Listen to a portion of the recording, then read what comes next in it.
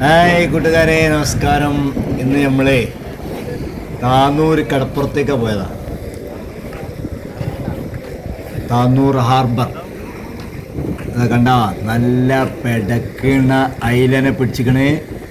നോക്കിക്കോളി മച്ചാന്മാര്, വലയിൽ നിന്ന് അയിലങ്ങനെ പെടക്കണ അയിലനെ പിടിച്ചിക്കണതാണ്. പണിയൊന്നും ഉണ്ടായില്ല. അപ്പം ഇങ്ങനെ താന്നൂർ കടപ്പുറത്ത് പോയതാ. കൂട്ടാനുള്ള മീനും വാങ്ങി. നല്ല പുതിയ അയില വാങ്ങിയിരുന്നു. അപ്പോൾ കാണാം. നോക്കി, ഇവിടെ പരുന്തുകളിങ്ങനെ വട്ടിട്ട് പറക്കണുണ്ട്. നിങ്ങൾ ഉണ്ടോ?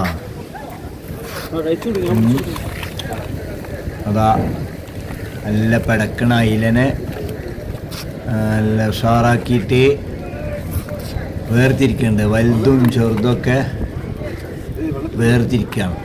അത് നമ്മളെ നാട്ടിലെത്തുമ്പോൾ അതിന് നല്ല വില ആവും. 150 ഉണ്ടാവും, 240, 100, ഇങ്ങനെ പലതരത്തിൽ തരംതിരിക്കും. അതിൻ്റെ പണിയിലാണ് മച്ചാന്മാർ. അങ്ങനെ അതവിടെ കൊടുന്നിട്ട് എന്ത് ചെയ്യും, വാങ്ങാനുള്ള ആൾക്കാരുണ്ടാവും. കച്ചവടക്കാരിങ്ങനെ വന്നിട്ട് അവിടെ നിൽക്കുന്നുണ്ടാവും. എന്നിട്ട് ലേലം ചെയ്യല. ചെറിയ കൊട്ടയുണ്ട്, വലിയ കൊട്ടയുണ്ട്. അപ്പം ചെറിയ കൊട്ടക്ക് നല്ല ഒരു അരപ്പെട്ടി മീൻ ഉണ്ടാവും. വലിയ കൊട്ടക്ക് ഒരു പെട്ടി നിറച്ചും മീൻ ഉണ്ടാവും. അപ്പോൾ കൊട്ട ലേലം ചെയ്യുമ്പോൾ നമ്മൾ ശ്രദ്ധിക്കണം. ചെറിയ കൊട്ടക്ക് ഒരു പിന്നെ വിലയുള്ള സമയത്തിനൊക്കെ ആണെങ്കിൽ 2500, 3000 ഒക്കെ പറയും. അതുപോലെ തന്നെ വലുതിന് 4000. ലാസ്റ്റ് നമുക്ക് വെക്കണ വിലക്ക് നമ്മൾ എന്ത് ചെയ്യും, അതെടുക്കും. അപ്പം മീനിൻ്റെ പരിപാടി തുടങ്ങിയാലോ എന്നിങ്ങനെ ആലോചിച്ചിട്ട് ആ കടപ്പുറ ഏരിയയൊക്കെ ഒന്ന് പോയിട്ട് കച്ചവടമൊക്കെ എങ്ങനെയാണെന്നൊന്ന് മനസ്സിലാക്കാൻ വേണ്ടിയിട്ട് പോയതായിരുന്നു. അപ്പം മീൻ ഉണ്ടാവുമ്പോൾ കുഴപ്പമില്ല, മീനില്ല. ഇപ്പൊക്കെ മീനിന് വില കുറവാണ്. ഇപ്പം മീനിൻ്റെ സീസണാണല്ലോ. കുറച്ച് കഴിഞ്ഞാൽ മീൻ ഇല്ലാതാവുമ്പോൾ ഭയങ്കര വിലയാണ് കിടം.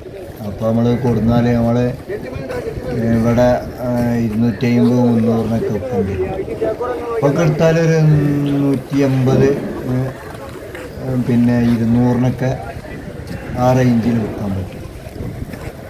ഏതായാലും ഇങ്ങനെ തുടങ്ങണം ഉദ്ദേശിച്ചിട്ട് ഇങ്ങനെ പോയതാണ്. അപ്പോൾ ആ കടലിൻ്റെ തീരവും ബോട്ടുകളും അവിടെ ഇടയ്ക്ക് വെച്ചിട്ടുണ്ടില്ല കുറേ പെട്ടി. ഇതൊക്കെ ഒരു ബോക്സിന് ആക്കിയിട്ട് ഒരു ഐസ് ഇട്ടിട്ട് അവിടെ വണ്ടി ഇങ്ങനെ വന്ന് നിൽക്കുന്നു. മീൻ ഇല്ലാത്ത ഭാഗത്തേക്ക് അതിനെന്ത് ചെയ്യും, മീൻ കയറ്റിയാക്കും. ഐസിൻ്റെ വണ്ടി വന്നിട്ടുണ്ട്. താന്നൂർ ഹാർബറിലൊക്കെ അത് കൂട്ടാൻ മീൻ വാങ്ങാൻ വേണ്ടിയിട്ട് ആൾക്കാർ. അപ്പോൾ ഓലക്ക് വേണ്ടിയിട്ടാണ് അവിടെ അതാ കുറേശ്ശെ ഇട്ടുകാണ്ട് വിൽക്കും. 50 രൂപ കയറ്റിയാക്കാനുള്ള മീനാണ് ഈ കാണുന്നത്. ഐസിട്ട് ബോക്സിൽ വെച്ച് അത് ചെറിയ കച്ചവടക്കാർ, വലിയ കച്ചവടക്കാർ ഈ കുറേശ്ശെ കൊട്ടയ്ക്ക് ഇങ്ങനെ ലേലം ചെയ്ത് വാങ്ങിയിട്ട് ഒന്നായിട്ട് ശേഖരിച്ചിട്ട് എന്ത് ചെയ്യും, അവിടെ വണ്ടി വന്നിട്ട് ആ വണ്ടിയിൽ ഐസിട്ട് കയറ്റാനുള്ളതാണ്. അങ്ങനെ ഓരോ ആൾക്കാരുടെയും ഉപജീവന മാർഗമാണ് കാണുന്നത്. കടൽ സംഭവമാണ്. എത്രപോലെ ആൾക്കാരുടെ ജീവിതം കഴിഞ്ഞു പോകുന്നത്. എന്നാൽ കോടാനക്കോടി മത്സ്യങ്ങളാണ് ഈ കടലിലുള്ളത്. എല്ലാ ദിവസവും ഇതിന്ന് പിടിക്കണ്ടല്ലോ, ഇതിനനുസരിച്ച് കുറയണില്ല. അപ്പോൾ ഒരു അനുഗ്രഹം തന്നെയാണ് അല്ലേ, ഭയങ്കര സംഭവമാണ്.